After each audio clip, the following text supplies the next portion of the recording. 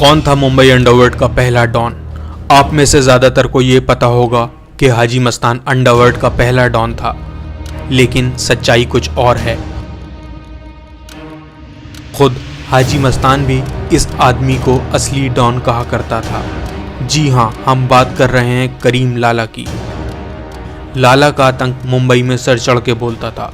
पूरे मुंबई में उसके नाम की तूती बोलती थी। लाला असल में एक अफ़गानी था। उसका जन्म 1911 में अफ़गानिस्तान के कुनार में हुआ था। उसके घर के ज़्यादातर लोग बिजनेसमैन थे, लेकिन लाला को हमेशा और ज़्यादा की तलब रहती थी और इसीलिए वो 21 साल की उम्र में हिंदुस्तान आ गया था।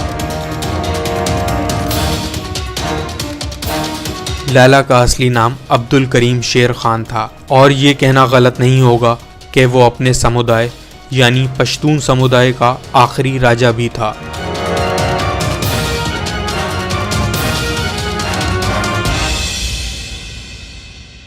लाला ने मुंबई में आने के बाद अपना एक बिजनेस खोला, लेकिन ये बिजनेस सिर्फ नाम का ही था। असल में तो वो अपने इस बिजनेस की आड़ में मुंबई डॉक से हीरो की तस्करी कर रहा था और इस तस्करी से लाला ने इतने पैसे कमा लिए थे कि उसने 40 के दशक के आते तक अपने खुद के शराब और जुए के अड्डे भी खोल लिए थे। करीम लाला का पूरा एक गैंग बन चुका था जिसे पुलिस पठान गैंग कहती थी। 40 के दशक में ही हाजी मस्तान और वरदराजन मुदलियार ने भी काले धंधों में अपने पैर जमाए। ये तीनों लोग पूरे मुंबई के काला बाजारी के बेताज बादशाह थे। पूरे मुंबई पे इनकी पकड़ मजबूत थी, लेकिन समय कभी एक सा नहीं रहता। समय बदला और इस काला बाजारी के धंधे में मुंबई पुलिस के हेड कांस्टेबल इब्राहिम कसकर का बेटा दाऊद कूद पड़ा।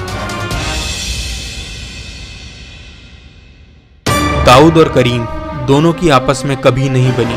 दाऊद की एंट्री से पहले अंडरवर्ल्ड खून खराबे की जगह नहीं था, पर दाऊद के कदम रखते ही माहौल बदल गया था। दोनों का गैंग वॉर बहुत तेजी पकड़ रहा था और फिर एक दिन लाला के पठान गैंग ने दाऊद के भाई शब्बीर का मर्डर करा दिया था। लेकिन इसके बाद दाऊद भी चुप नहीं बैठा। उसने भी ईंट का जवाब पत्थर से दिया। उसने करीम लाला के भाई रहीम को मरवा दिया था। करीम लाला अपने समुदाय का गॉडफादर था। लाला ने बहुत लोगों की मदद भी की। लाला को बॉलीवुड में भी बहुत इंटरेस्ट था और शायद इसीलिए संजय खान ने लाला को एक फिल्म भी ऑफर कर दी थी, लेकिन लाला ने अपने काम के चलते मना कर दिया था। दाऊद के आने की वजह से करीम लाला की पकड़ बहुत कमज़ोर हो गई थी और उसका गैंग भी दाऊद के गैंग ने हल्के हल्के मिटा ही दिया था और 90 के बाद तो लाला ने अपना ये धंधा लगभग ख़त्म ही कर दिया था। अब वो अपने 2 होटल और एक पासपोर्ट एजेंसी संभाल रहा था।